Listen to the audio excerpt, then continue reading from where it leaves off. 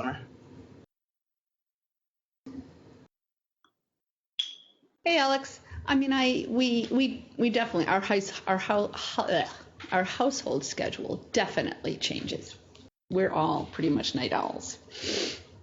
The only time I'm not a night owl is when we're camping, because You just get exhausted. And you don't have any choice, right? You're back to pre-industrial. I mean, you have a little. You can have lanterns and stuff, but. And you're right, you are tired. We're tired. Okay, it's time to choose. Gotta choose. It's so funny to see such a close-up. It's always weird when you make a presentation on your computer, and then when you get it on the projector, you're like, wow, that text is way bigger than it needs to be. Well, I remember we were told, oh my gosh, this has to be so big, so big, so big. I wondered if there was any. Oh, he doesn't have very good index in here, if I remember correctly.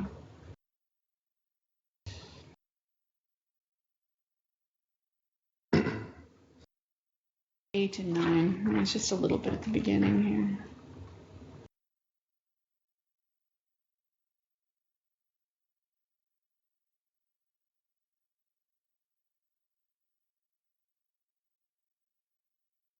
I guess you could use this as an argument too. I'll reference this.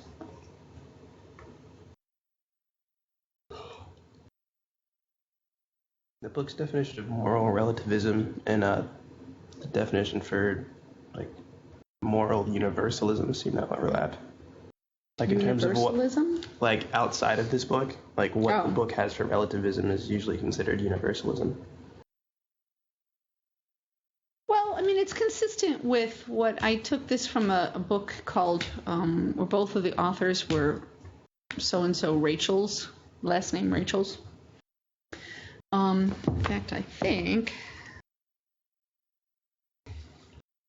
I still have it up on my Kindle.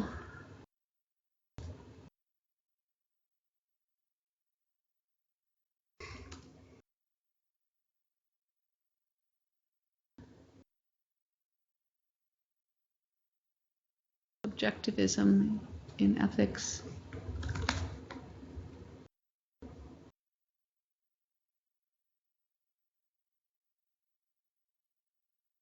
Oh, where's the go-to? I don't usually use my computer.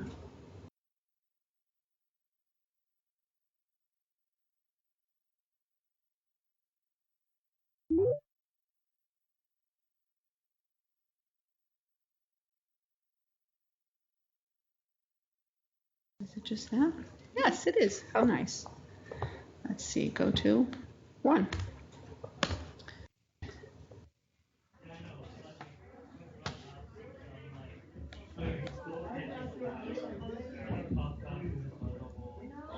Yeah, James and Stuart Rachel's. You know what? Also from Alabama. In the context of ethics. Who figures? How do I have this many references from Alabama? Anyway, that's where this stuff comes from. Because it was referenced on other things that I look at, and it seemed to be a popular reference, and so I got this book. What? In a normative context, it becomes relativism. I'm thinking of just in general meta-ethics. So don't worry about it. It lines up. Okay, good. I'm glad. Hello, everyone. We're short-staffed. We are. So we're missing Florida and Brittany. What did I just heard? Just kidding. Hey, Brittany. Hi. So can you just stay in touch about next week, and I'm happy to make sure that you get what you need about your midterm finals, whatever. Yeah, I won't have one on Monday after all. So it's just okay. So it's just Wednesday then. You'll be fine. I mean, I'll make sure you have what you need, but it's certainly excused. And I don't think anybody's in any kind of absence issues. We just have to worry about these seniors when we get to the spring semester. No way. You're a senior too, aren't you, Brittany? Yeah. Yeah. It's coming up, man. It's hard to play Senioritis. home, though. Yeah, I know. You can't have senior skip day when you're already at home.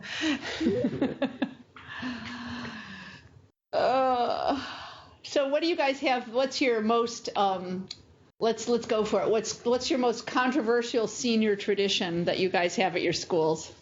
We burn the school every year. No, I'm just kidding. Oh, you do? Oh, lovely. There's And you know what? We just put that on tape. We don't joke about that at this school. Oh gosh. You know, our school actually had a very serious fire. My freshman year. When you were a freshman? Yeah, 3 years ago now. Nobody was hurt, but it took that. We just reopened the damaged portion this year. It took 3 years to get it rebuilt. And it was, I don't know, multi-alarm fire. Quite the drama.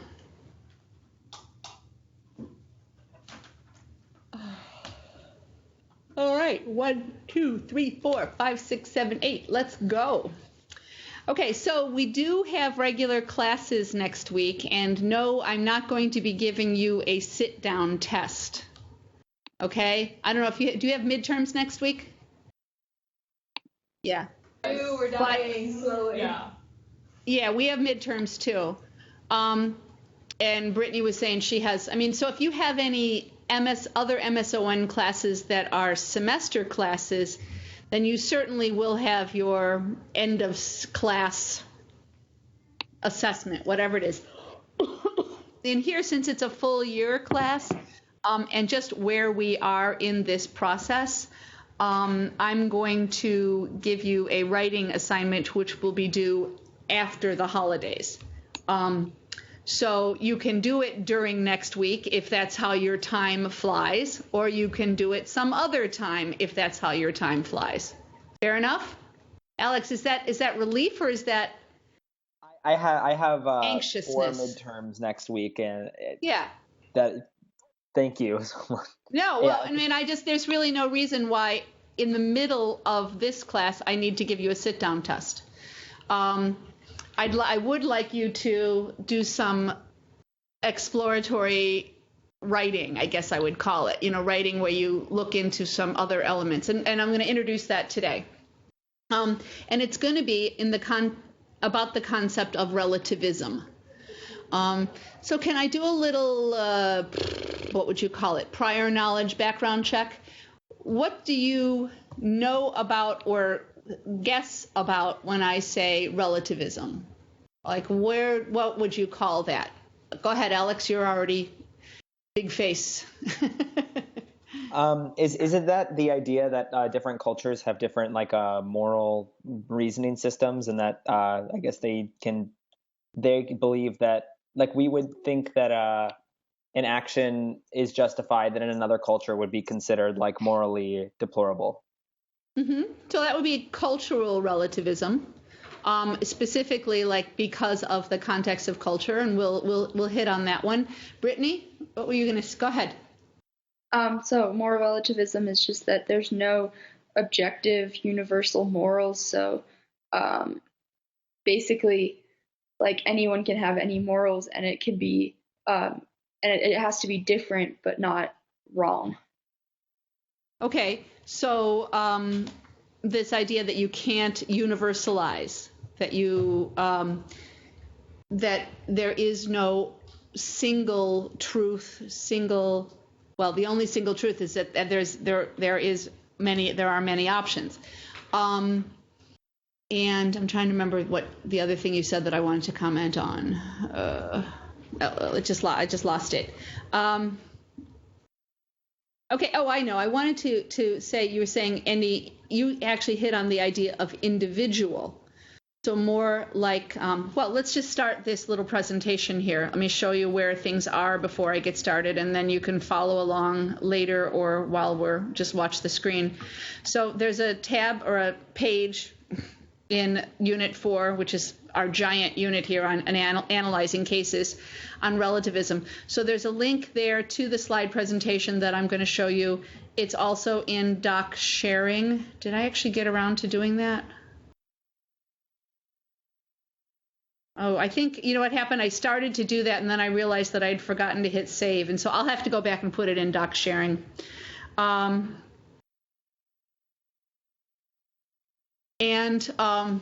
that's small on my screen. So we're going to watch this. We're going to talk through this slide presentation today. And then what I'd like you to do for a quick homework, all right, this is not 4 pages. This is a half a page to a page of writing. I'm going to give you a completed essay on moral relativism, like a previously written, but it's a student type essay. Let me find it. It's also in the links. Where is it?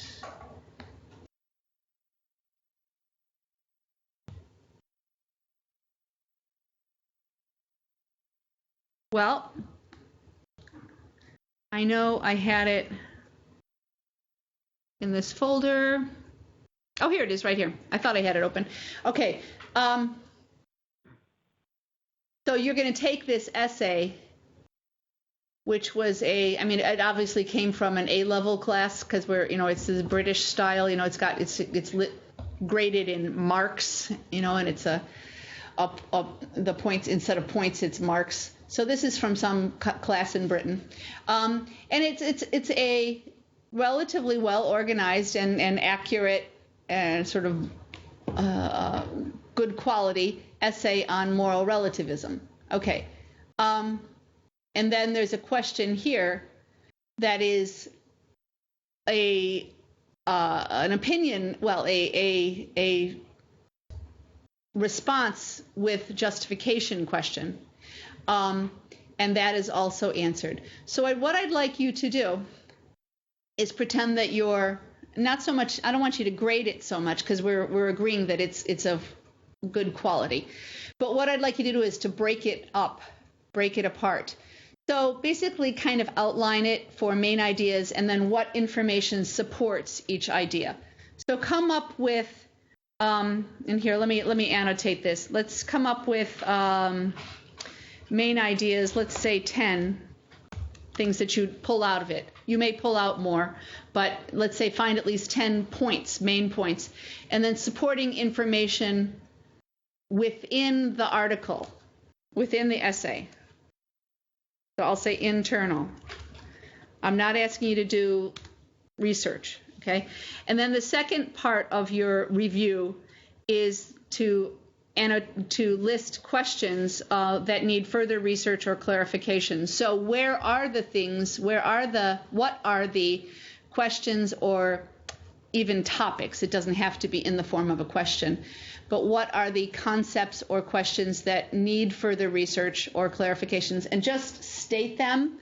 Are you done? Excuse me. Have a good afternoon. Thanks. I'm multitasking and giving people makeup tests in the library at the same time here. So just state the questions. You do not need to complete the research or answer the questions. So that's for Sunday night. Fair enough? So it will help you identify before you get push off for the winter break. It will help you identify or firm up any understanding of, or the essential understanding of moral relativism. And then the paper that you write over that period is going to be a reanalysis of cases, media and other cases, reanalysis of cases, sort of looking for the slippery slope of moral relativism. Okay?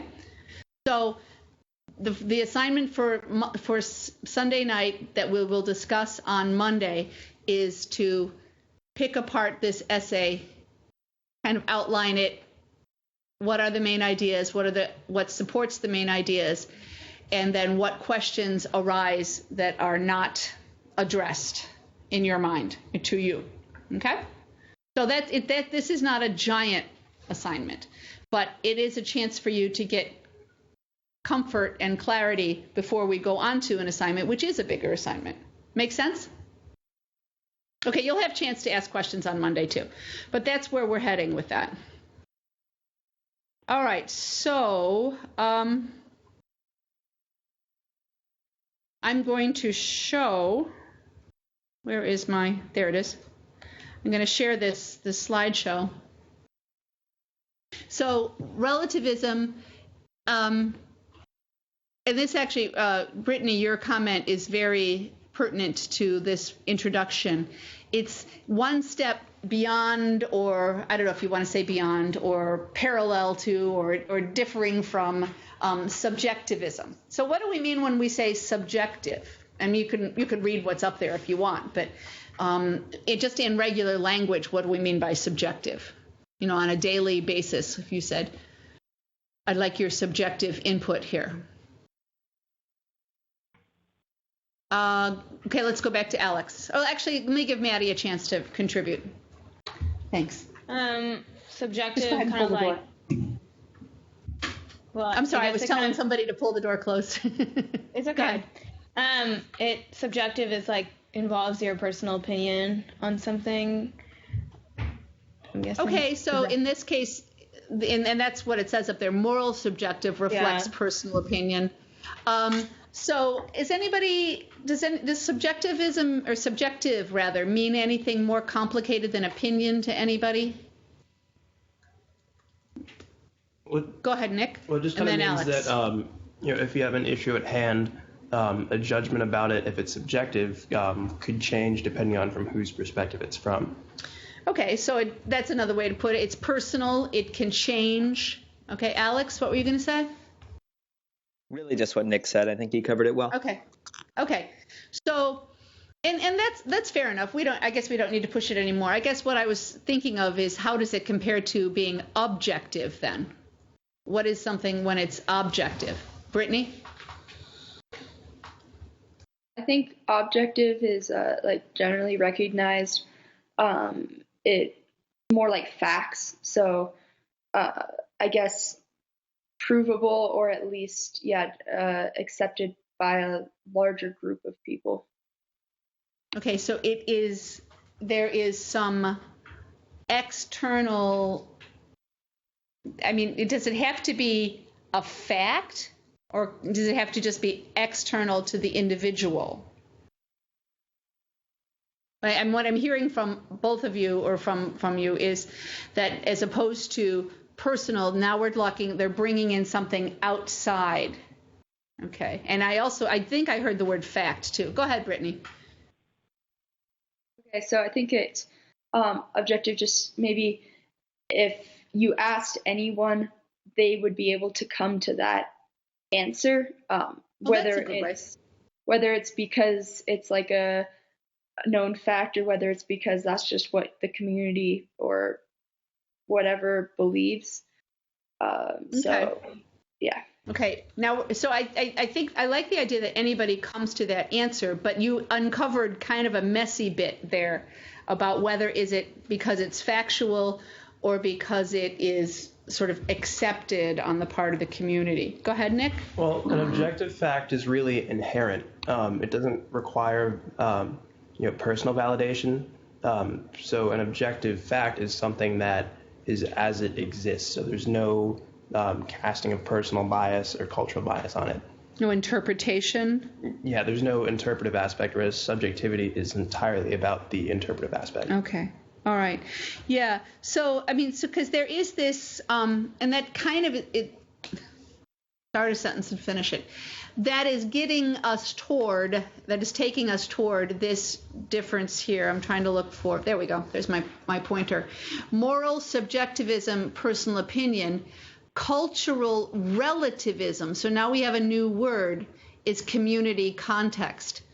So we may, as a community, all think exactly the same thing. And we may, even as a universe, all think exactly the same thing. Or all have the same, sort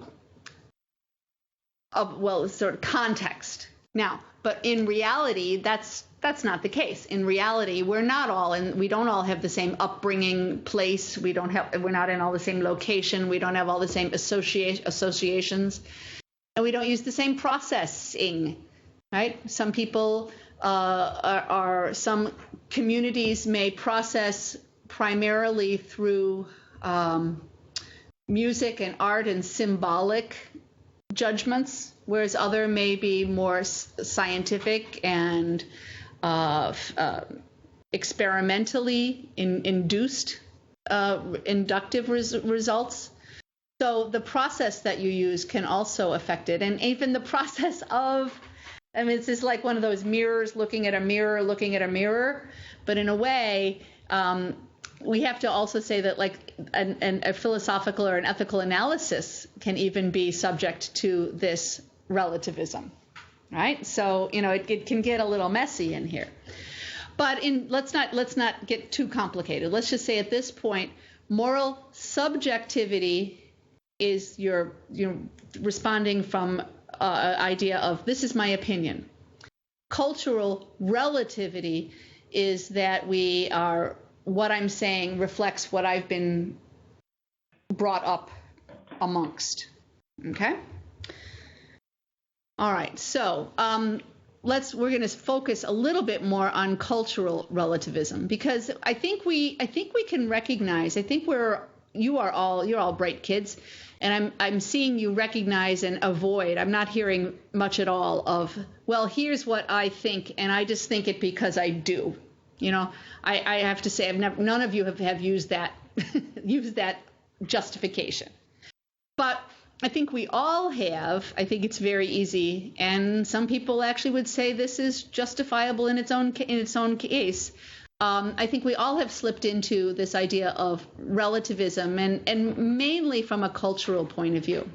So let's look at some of these features. Different societies have different moral codes. These are like what defines cultural relativism. So I'm happy to do clarification, but these are not questions, these are statements. Good is determined by the society. An act is right if it's allowed by the guiding ideals of the society in which it's performed, and it's wrong if it's forbidden. So this is sort of by definition, but not by opinion, by definition of the larger group, right? You might say, well, isn't that larger group just an opinion? Maybe, but the point is it's a group, not an individual.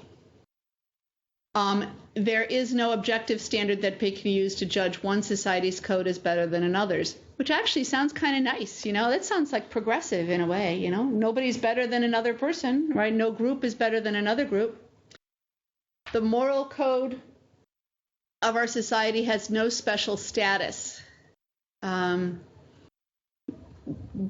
think that will become more clear in context. It's kind of abstract at this point.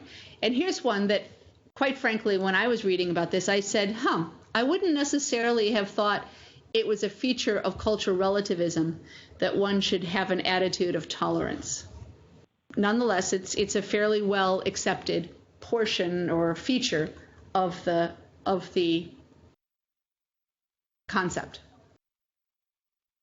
So, one way to sort of break this down, and I invite you to do this when you're analyzing that essay or when you're going back and reanalyzing your own previous work or others' previous work, is to say, what if this concept were valid? What if it were not valid? Look at the extremes is what I'm saying. So analyze by extending to the extremes.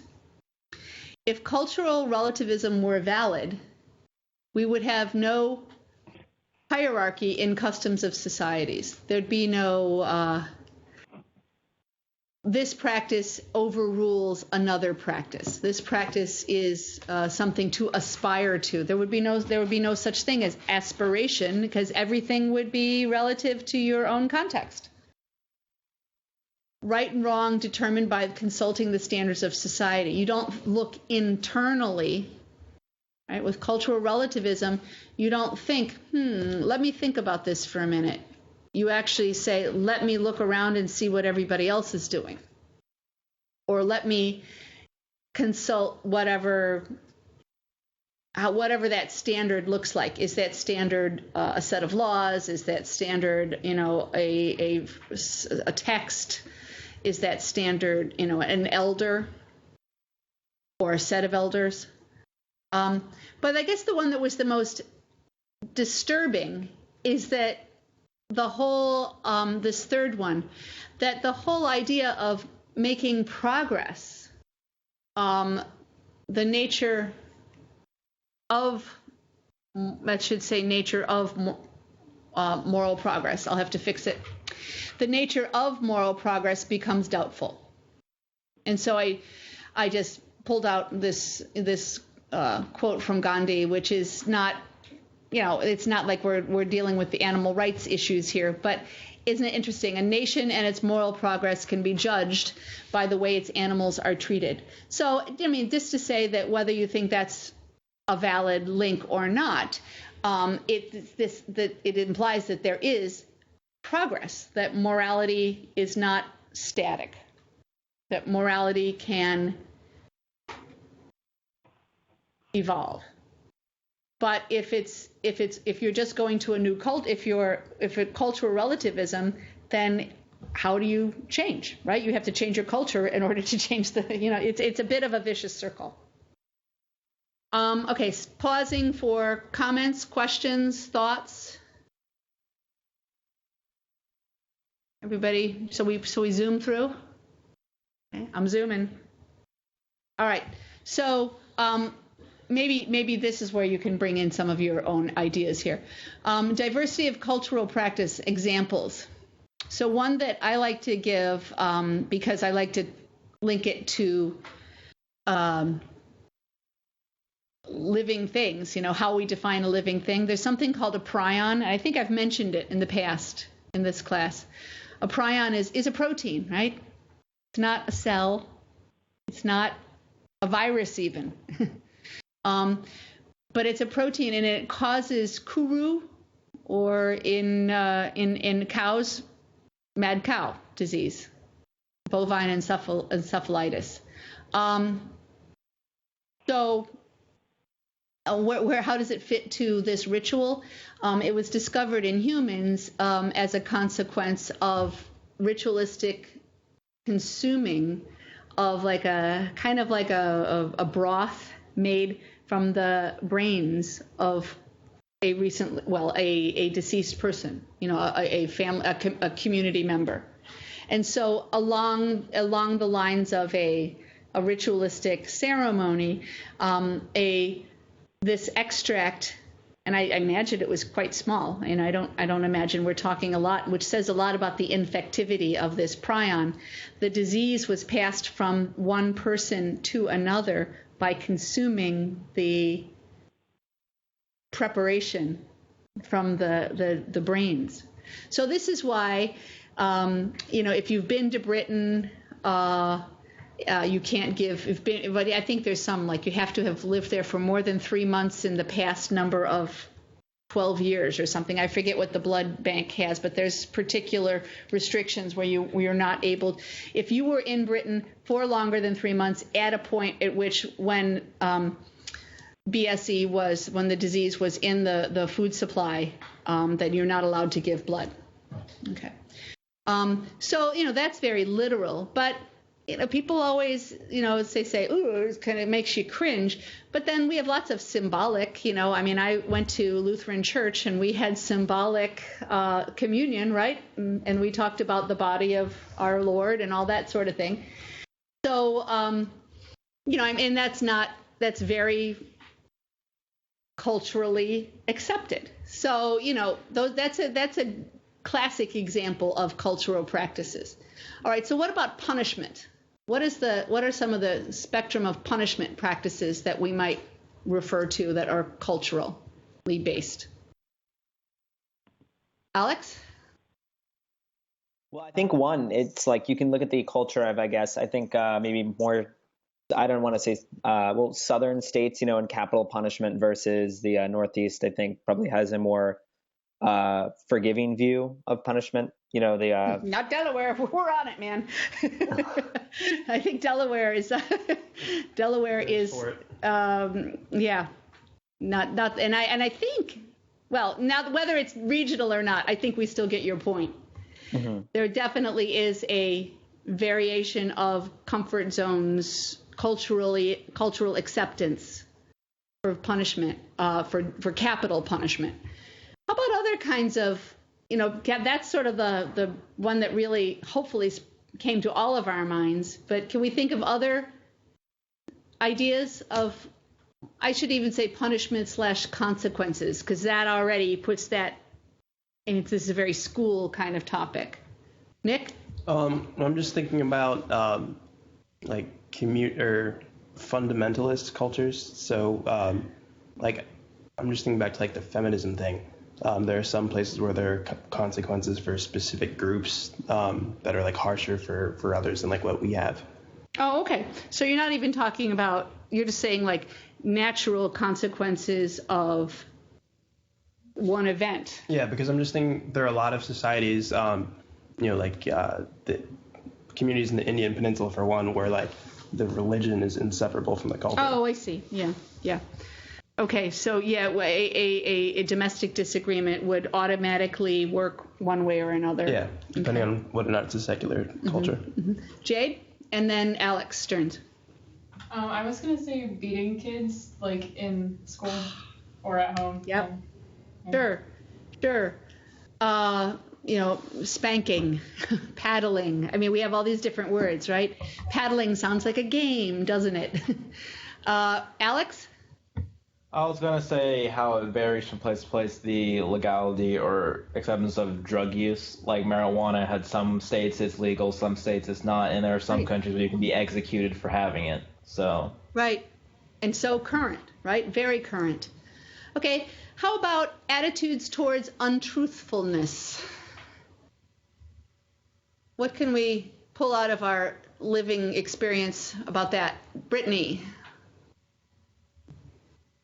So the first thing that comes to mind to me is just like sometimes people say, you absolutely cannot lie. And that's like Kant's ethics. And no matter what the consequences of you lying or not lying, you just cannot do it. And then sometimes it's, white lies are acceptable. And I think that for most societies, I think it's, or at least like in my experience, it's kind of as long as it turns out okay, like, or at least like don't lie about the big things, but as long as so like the small white lies are acceptable. So it's kind of like the measure of lying and what the lie produces as a result that judges whether it's acceptable. All right. So this idea of white lies versus meaningful outcomes, and we get into inherent right and wrongs and deontology versus consequences. Sam? This isn't a lie, but it's just general like dishonesty, I guess. My school really values academic integrity, and if they catch you plagiarizing in any way, even if it's just something little, then you get kicked out. And I didn't realize until like I think a year ago that wasn't the policy everywhere. Because interesting. I've gone to schools with that for my whole life, so I just thought that was the norm. Okay, so I mean, and we come up with different words for it too, right? There's dishonesty, there's academic dishonesty, there's academic integrity, So if it's all just not telling the truth, why do we even need these different words, right? That's okay. Anybody else? Lack of truth. Mm-hmm. Well, you can be arrested for committing fraud.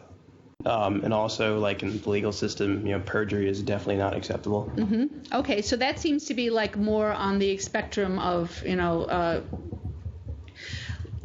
poor, dishonestly, inaccurately accusing, right?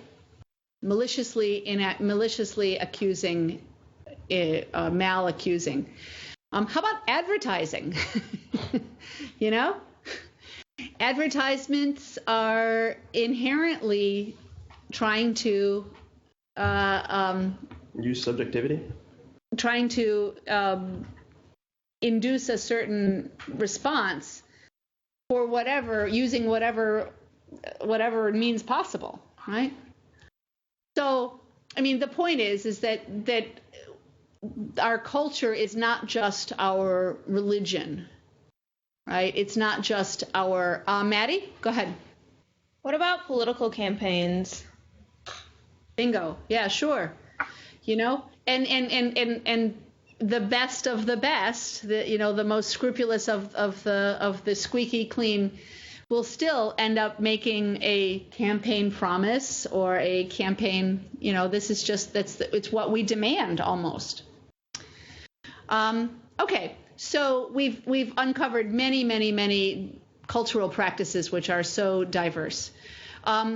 Some of them are really a little unsettling, but, I'm thinking of, I guess this gets to some of the feminist things you're talking about, but genital mutilation as, female circumcision, things like this are very unsettling, but they're often defended by there's reasons. Now, whether that is reason with a capital R or reasons with a lowercase r is not clear. But there certainly are reasons with lowercase r. What is the reason for this? What it serves? Why it's important? Many of these things, any of the things you guys mentioned, we could have said, what are the reasons for it? But what cultural relativism inherently results in is a lack of, and I think somebody said universality when we opened up, but I think the reading that I was using was referring to this as impartiality, this idea that there is no preference. Okay. All right, so here are some, it's important to be able to separate factual statements like these things. It rained on this day last year. It's not going to get us into a very interesting conversation. Same-sex couples have the right to marry in Spain. Having a right is that reflects a legal statement. We did this back at the beginning of the year, right? Legal versus scientific versus opinion statements. Silver has the highest electrical conductivity of all metals. Wow, that'll really open up an interesting conversation too. There is a giraffe in the room. It doesn't have to be true, right? But it's still a factual statement, right? So we could inquire into the facts and we might say, yes, in fact, there really is a giraffe in the room, or we would, look around and use our powers of observations and disconfirm it.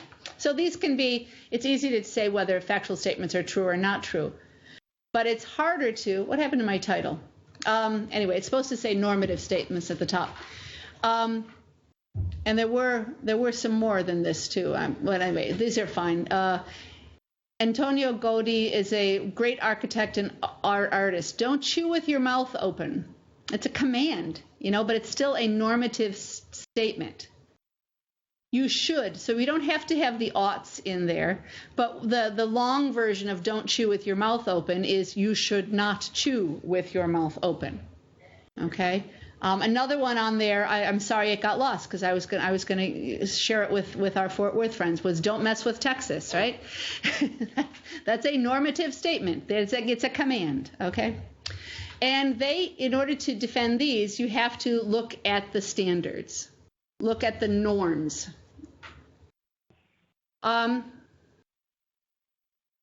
So all that said, let's go back to what we learned at the beginning of the year, and this is just a little fancier language version of that. So if we're talking about ethics, what we're looking at is prescribing or recommending. That's what a prescription is. It's somebody writing what you should do. Prescribing conduct. So it's not what we like, but what should happen. It should be impartial. They should not, moral norms should not advance the interests of one group, one person or group exclusively. So whereas this is sort of already getting into cultural relativism, but if my norms support me and they don't support Nick, then they're not impartial anymore. All right, that would be subjective, is my opinion. Or if, white people norms versus non-white people norms. Okay, independent from arbitrary authority.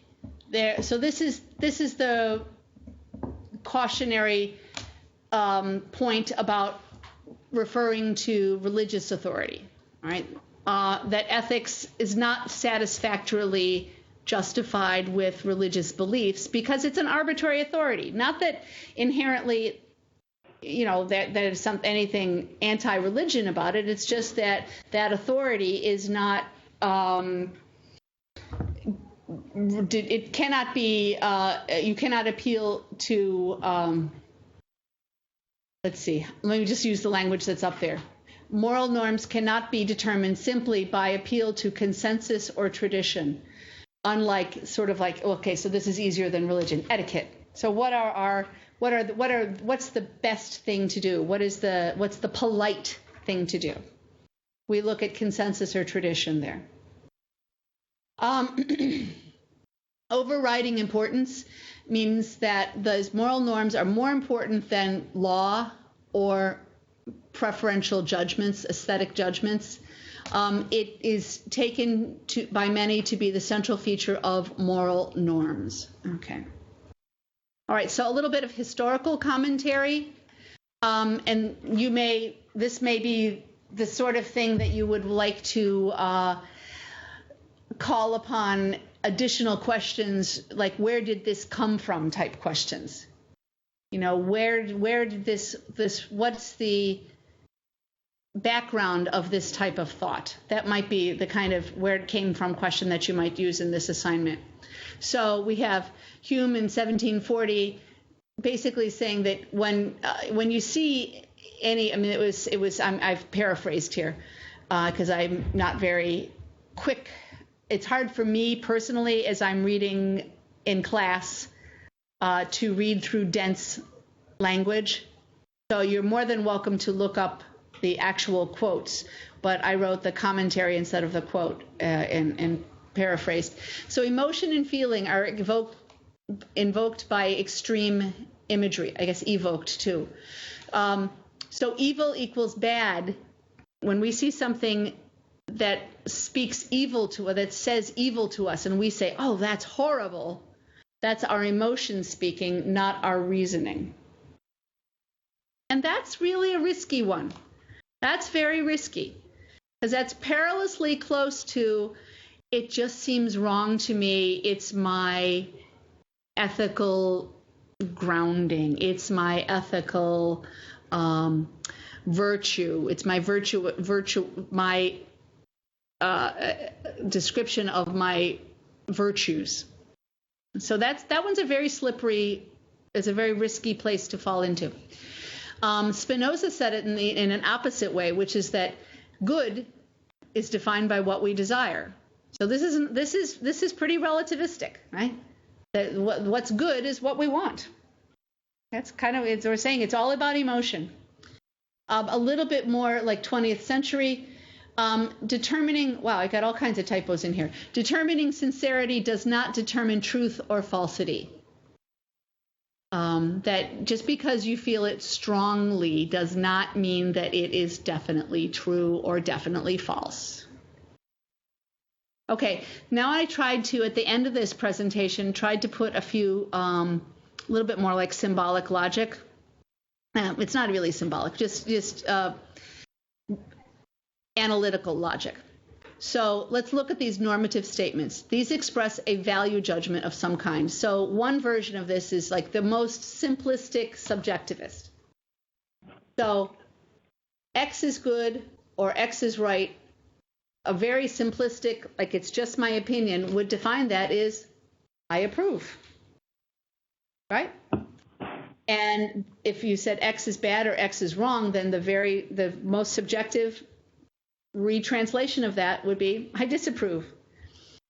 So it's not unlike the cultural relativist position that moral judgments are always the reflect the ways of the culture. Okay, so an objection to this, I have two objections that I'm going to share. One is that you can't account for disagreement. This approach does not allow for disagreement. Let's look. Here's why. When there's moral disagreement, moral disagreement, one person involved must be correct and the other person is wrong. But if two people disagree and one of them must be correct, then the subjectivism is false. Right? Do you see how this is like inherently impossible? You see the conflict here. So it's a generalized argument to say if there's a disagreement, then somebody's right and somebody's wrong. If it's a moral disagreement. But if everybody's right, because they're reflecting their own subjectivism, then subjectivism is at fault. Make sense? Okay. Here's another objection. Our moral judgments are not always correct, and that's stated as a truth. If our moral judgments are not always correct, then simple subjectivism must be false. Right? Our moral judgments aren't. We're saying that this is kind of like the disagreement, only it's internal. It's like within one. If you're not always right, and we're saying that you are not always right. If you are not right, then it can't be that you're always based in simple subjectivism. Okay. Now, what one might say as a response to this, the response to the objection to the objection, if moral judgments are not always correct, simple subjectivism is false, is a very simple view of simple subjectivism. That's a lot of simples. So perhaps the facts are just wrong. Okay, so it frees up the argument again. Okay. One more version. So instead of the first version I looked at was simple subjectivism. The other version I'm going to look at is this idea of ethical subjectivism. So it's a little bit more broad. It's not just like my opinion is, this is good, so therefore I agree with it. It's a little bit deeper than that. And I like these little phrases. So X is good means hooray for X. X is right means you have to do X. X is bad, boo, bad X. X is wrong, don't do it. So there's a difference between good and bad and right and wrong. And one is prescriptive. Okay. So contrary to the appearances, moral language is not fact stating. So this is ethical subjectivism, says that language doesn't have to state facts, but that moral judgments are expressing attitudes, right? Or commands, but not facts. Don't mess with Texas was a normative statement. It's not a factual statement, right? So that's why I went through that normative versus factual. So hooray for X is an attitude, do X is a command, but neither one of them is a fact.